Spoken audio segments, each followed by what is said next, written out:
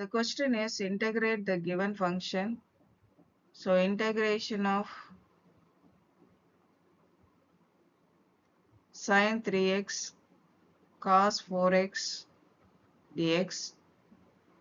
Here we use this formula, that is sine of a plus b plus sine of a minus b is equal to 2 sine a cos b.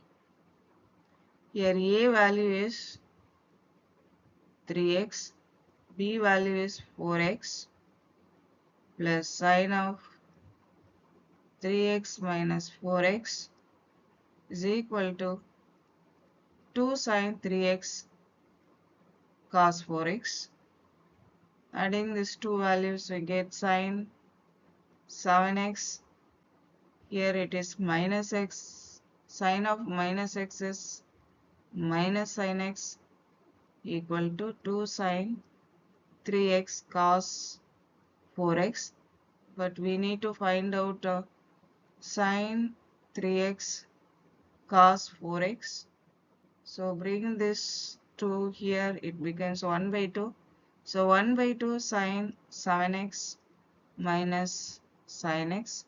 Substituting this value here, we get 1 by 2 integration of